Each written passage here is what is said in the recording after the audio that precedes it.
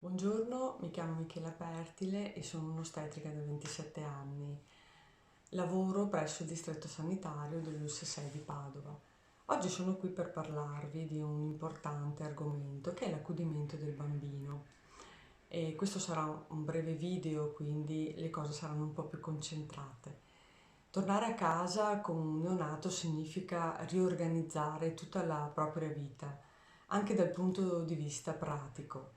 Molte sono le paure: quanto dovrà dormire, ogni quante ore dovrà mangiare.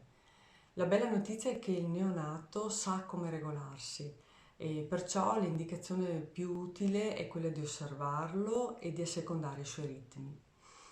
Il sonno prima di tutto. In genere nel primo anno di vita il sonno occupa la parte più importante delle 24 ore del neonato, e un neonato sano si autoregola, dorme e si sveglia quando è necessario. Il ritmo è dettato dalla fame e dal sonno.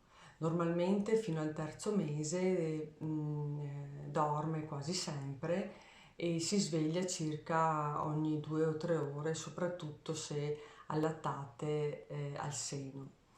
E questo naturalmente avverrà anche durante la notte.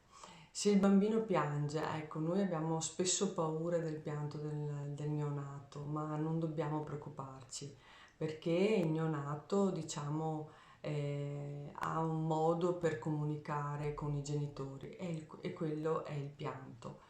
Quindi piangerà quando non solo ha fame, quando ha sonno, quando ha mal di pancia, quindi non preoccupiamoci, prestiamo attenzione e cerchiamo di comunicare al neonato la nostra presenza, cercando di fargli capire che siamo lì per lui e che cercheremo di risolvere il problema che lui ci pone. Quindi magari anche solamente prenderlo in braccio, fare una piccola passeggiata cuore a cuore, oppure cambiargli il pannolino, oppure ancora attaccarlo al seno per dare sia cibo ma anche conforto e protezione. Il meconio. Durante la prima settimana il bambino espelle delle feci che sono di un colore verde scuro o nere. Poi, man mano che passano i giorni, diventeranno di un altro colore, quindi o marroni oppure giallo ocra. L'allattamento, beh, sappiamo che tutte sanno, insomma, che è da preferire l'allattamento al seno. Quello che invece non è così scontato è l'effetto che questo sortisce sull'equilibrio del bambino e della mamma. E l'allattamento a richiesta è un argomento ovviamente molto, molto vasto e ridurlo in pochi secondi, pochi minuti non è facile, ma ciò che è importante durante l'allattamento, durante questo periodo, è l'ascolto con il nostro bambino.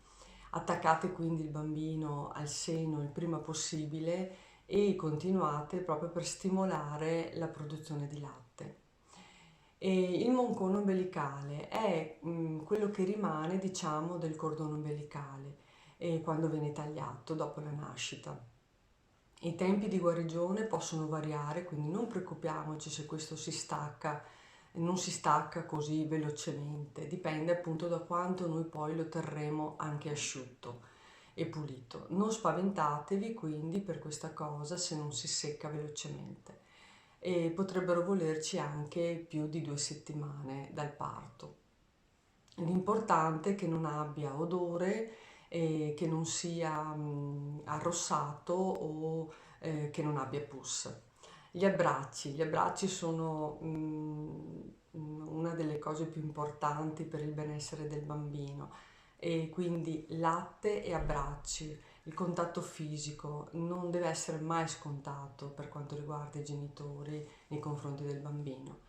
La presenza di coccole deve essere concentrata anche durante l'allattamento, soprattutto all'inizio, diciamo, evitate internet, TV, giornali durante l'allattamento e cellulari ovviamente. Cercate di creare un momento di intimità e di affetto col vostro bimbo.